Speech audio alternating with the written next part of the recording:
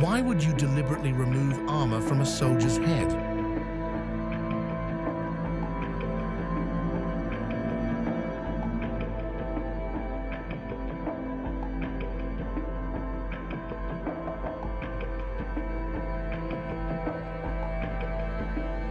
Every ridge, every cutaway, every gram removed or added was paid for in lessons learned on the battlefield.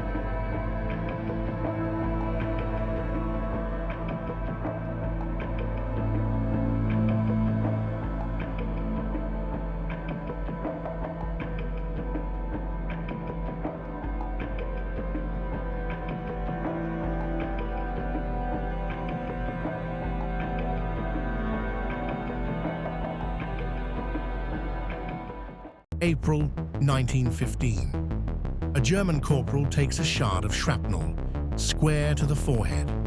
His comrades don't expect him to survive the walk back to the trench. He does, not because of luck, because 6 months earlier, a doctor had asked a question no one in the German army wanted to answer. Why are we losing so many men to head wounds that shouldn't be fatal? That question came from a French army doctor. He'd noticed something the generals had missed. An unusual number of soldiers were surviving chest wounds, but dying from wounds to the head, from fragments that should have been survivable. It wasn't the size of the wound. It was that nobody's head was protected at all. The military didn't know it yet, but the shape of a soldier's skull was about to become a matter of engineering, not tradition. The French answer came fast, the Adrian helmet. Thin steel, mass-produced, better than nothing. But it had a flaw nobody wanted to admit. It stopped shrapnel falling from above. It did almost nothing against a blast from the side. The British tried a different shape entirely, wide, shallow, like a soup bowl. It solved the overhead problem even better, but it left the neck and ears exposed, and soldiers noticed. Germany went further still. Their answer, the Stahlhelm, curved down over the ears and the back of the neck, the most protective shape of the war. It solved problems the French and British designs hadn't. It also became one of the most recognizable and feared silhouettes in history. Each helmet solved yesterday's problem and created tomorrow's. That pattern didn't stop when the guns went quiet in 1918. It just moved forward 25 years. By World War II, America faced a new problem. Steel alone couldn't be trusted anymore against modern shrapnel loads, and comfort mattered for men fighting for months, not weeks.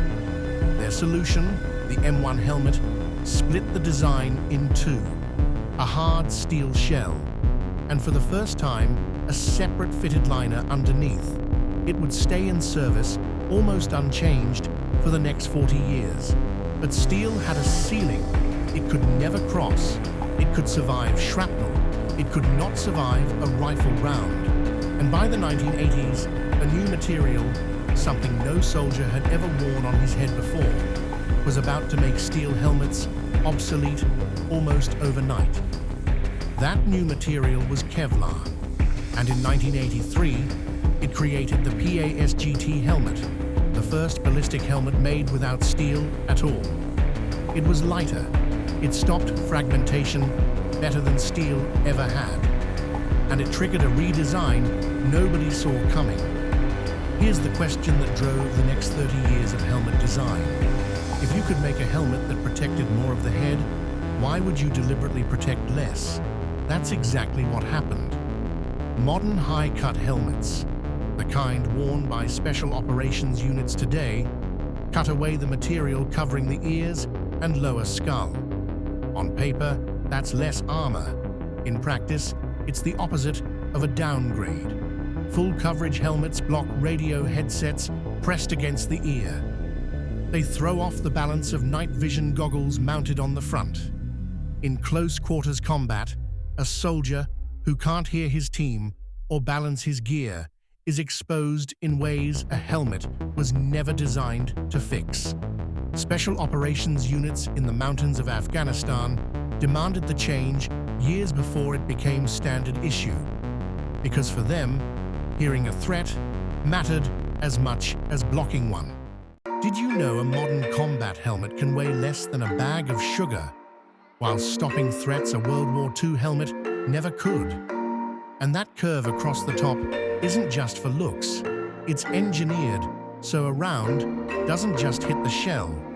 It glances off it, the way a stone skips across water instead of sinking straight down. Myth: American troops wear a completely original design. Reality: the PASGT helmet earned a nickname among the soldiers who wore it. Fritz, because its silhouette echoed the Stahlhelm, the helmet of the enemy their grandfathers fought.